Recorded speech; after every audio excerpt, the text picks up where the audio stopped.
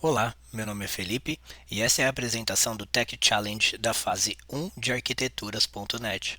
O projeto desenvolvido é o FIAP Cloud Games, uma API REST criada em Net8 com o objetivo de gerenciar usuários, autenticação, autorização e biblioteca de jogos adquiridos. Nessa apresentação, vou demonstrar a arquitetura da solução, os principais fluxos da aplicação, a documentação DDD, os endpoints da API, os testes implementados e o funcionamento da aplicação na prática. A FIAP Cloud Games é uma plataforma pensada para a venda de jogos digitais e gestão de servidores para partidas online. Nessa primeira fase, o foco foi desenvolver um MVP monolítico, servindo como base para as próximas fases do projeto. O objetivo principal foi criar uma API REST em Net8 capaz de cadastrar usuários, autenticar acessos com JWT, controlar permissões por perfil e permitir a gestão de jogos adquiridos pelos usuários.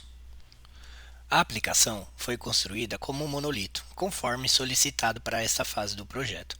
A estrutura foi organizada seguindo boas práticas de separação de responsabilidades. Temos camadas responsáveis por API, domínio, aplicação, infraestrutura, persistência de dados.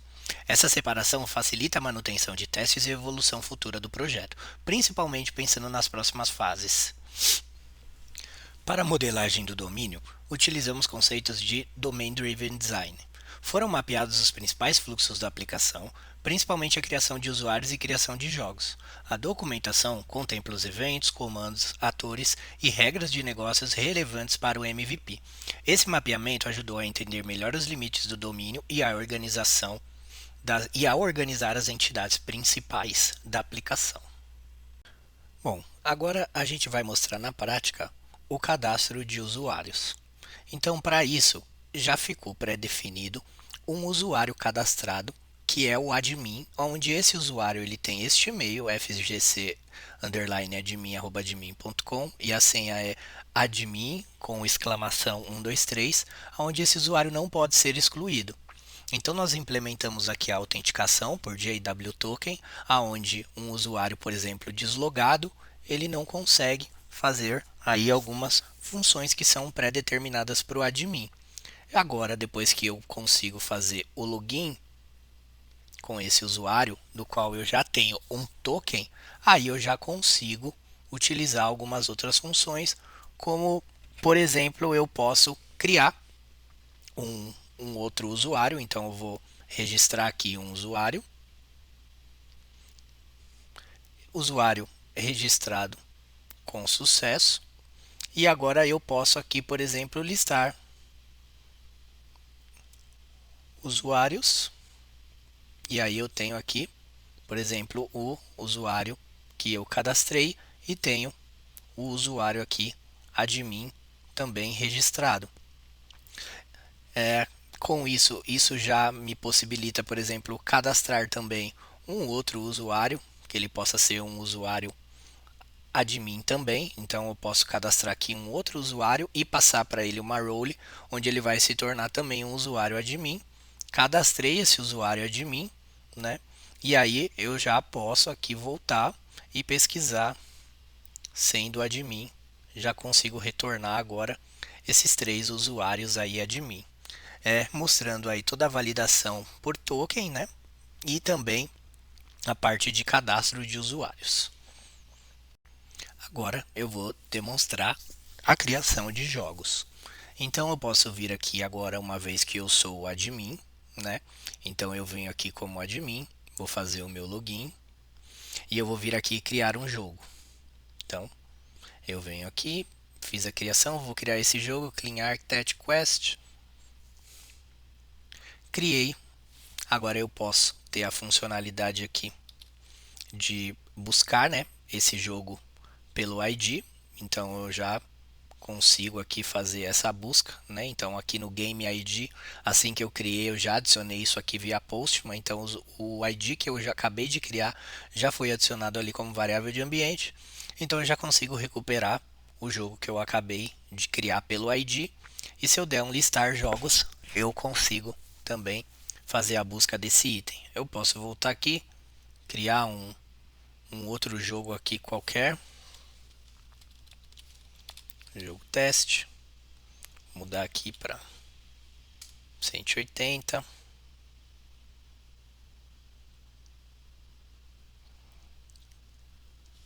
Vou deixar como Clean Architect 2 e vou salvar. Já criei, vou listar os jogos agora. Agora eu já tenho 2 jogos aqui cadastrados. Bom, agora nós vamos demonstrar a biblioteca de jogos adquiridos. A biblioteca de jogos adquiridos representa os jogos vinculados a cada usuário. Então, logando aqui como admin, vou cadastrar aqui um jogo, vou cadastrar aqui um outro jogo. Beleza, agora eu vou me logar, vou me registrar aqui como um usuário comum. Como eu já estou registrado, eu vou apenas fazer aqui o login, né? Como um usuário comum. Fiz o login, gerei um outro token. Agora eu vou aqui criar um pedido para esse meu usuário do jogo que já está aqui, né? Que a gente acabou de criar o penúltimo. Então, fiz aqui ó, o Clean Architect 20. Acabei de criar um pedido. Vou listar aqui meu pedido. Eu já fiz alguns outros pedidos aqui como teste. Então, criei esse pedido aqui, que é do Clean Architect 20. Agora eu vou voltar aqui na aprovação e vou pedir para aprovar o meu pedido. Vou voltar aqui e vou listar novamente o meu pedido. E aqui o meu pedido page, né, status pago para o Clean Architect 20. Se eu for consultar aqui agora a minha biblioteca, agora eu tenho aqui o Architect 20, eu tenho aqui o Architect 4 também, que foi o que eu fiz anteriormente. Bom, agora que a gente finalizou a parte de demonstração, a gente pode entrar um pouquinho mais aqui no detalhe do código, né? Então a gente tem aqui os endpoints, as validações de role do usuário. Então para acessar esse endpoint precisa de admin, né? E todos os endpoints que forem precisando aqui de uma role específica, a gente vai fazendo esse controle aqui através desses attributes. A gente também implementa aqui o padrão de validação com Fluent Validation, aonde sempre que eu tenho a validação do request, eu também tenho padronizados retornos aqui através de classes estáticas. Então todos os erros, né, são padronizados e a forma de retornar. A gente sempre implementa aqui o padrão de Result Pattern, né, desde aqui dos services, as validações. Então se a gente olhar aqui, por exemplo, o usuário, ele implementa o usuário repository, né, que está lá já num nível de camada bem mais baixo. Ele implementa a paginação de forma genérica. Já foi criado aqui um pagination já para atender a qualquer classe que precisa ser paginada. A gente já tem aqui toda a implementação de result. A gente tem aqui a parte de geração de token com os dados do usuário sendo incluídos no token.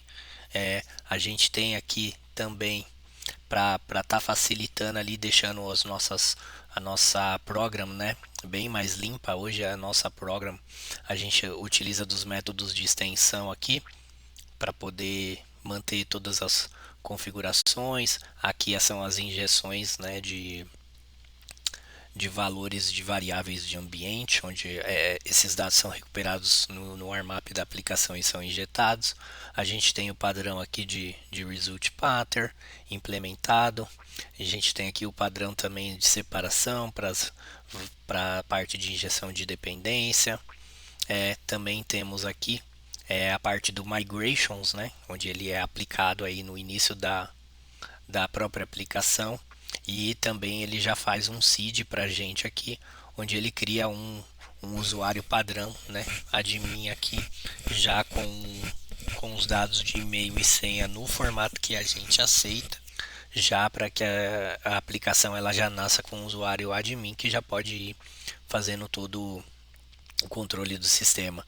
A gente também trabalha aqui com o middleware global de erros, então qualquer exception não esperada ela vai ser tratada e nunca vai ser retornado diretamente um erro, um stack trace para o cliente, né? A ideia aqui é que a gente possa fazer o login e não tá retornando mais dados aí para o cliente. A gente tem o user, um escopo de log aqui, né? Onde eu já extraio do token, né? Todo usuário, toda a operação aqui que é logada. Então, ou você vai estar logado como admin ou como um usuário comum. Então, eu consigo extrair do token já o user ID e o e-mail e já envolver aqui qualquer problema que a gente tenha, tendo o ID ou tendo um e-mail, a gente vai ter acesso a toda a parte de logs que foi envolvida aí por esse escopo, né? Então, descendo mais um pouquinho aqui para a parte de application, a gente tem as DTOs, né, que são as camadas de transferência de dados. A gente tem aqui as nossas interfaces, a gente tem aqui as classes que geram o hash. Aqui é muito importante, que é a parte onde a gente salva a senha. A senha é salva com o algoritmo Argon ID, né, Argon 2 ID, aonde a gente evita os ataques tanto de força bruta, né, para tentar adivinhar essa senha de todas as formas possíveis. Então hoje a gente sabe que tem aí, por exemplo, muita tecnologia que você consegue gerar em massa muitos dados e você conseguiria facilmente aí invadir uma aplicação mais antiga. Mas hoje com esse algoritmo a gente consegue colocar um peso de memória. Então a gente tem aqui 65 megas para poder fazer uma tentativa de geração de senha. A gente tem aqui pelo menos 3 iterações. Então o algoritmo ele gera uma senha, descarta, gera outra, descarta, ele gera mais uma. Então ele vai tentar na terceira, justamente para que ele gaste tempo para isso. E a gente faz isso ainda podendo utilizar de 4 threads. Então é bem custoso tentar adivinhar a senha aqui, né? Tentando entender todos os padrões que estão aqui. E para dificultar um pouco mais, a gente também tem uma secret que a gente concatena junto com a senha. Então essa secret ela fica injetada aqui como variável de ambiente. Então essa seria a secret. Então uma senha admin @123 ficaria admin @123 fgc underline tech underline challenger, e ainda passaria por toda aquela criptografia para ser salvo, e ela é salva criptografada. Então em caso de perder o banco, 99% de chance aqui que ninguém vai conseguir descriptografar esse banco, né? 1% é porque é impossível ser perfeito e, enfim, uma senha pode ser um pouco mais fraca e alguém consiga aí decifrar. A gente aplica todos os parâmetros, todos os padrões ali de senha exigido. É, a gente aqui tem os contextos do Entity Framework configurado. A gente trabalha aqui com o padrão de Unity of Work. Tem a questão aqui dos migrations e tem aqui os testes unitários implementados, né? Todos os testes aqui dando uma cobertura de pelo menos 77, 87% de cobertura aqui de código, né? Esse é um pouco do código que a gente desenvolveu para essa primeira fase. E aí o projeto ele tem aqui esse README que está totalmente explicado, todo o projeto aqui no próprio Git, onde explica as estruturas, as regras de senha que estão atendidas. A gente já explica aqui também que tem um usuário padrão e uma senha padrão que você já vai conseguir se logar como admin. Explica algumas questões das variáveis de ambiente. Também vamos mostrar aqui como que executa o projeto. Então basta acessar a pasta raiz, executar o Docker Compose up aqui, traço build. A gente dá uma ideia aqui de como fazer alguns testes, chamando esse endpoint de login e o e-mail, né, e já conseguindo se logar. E também a gente deixa disponível aqui na pasta raiz do projeto, no próprio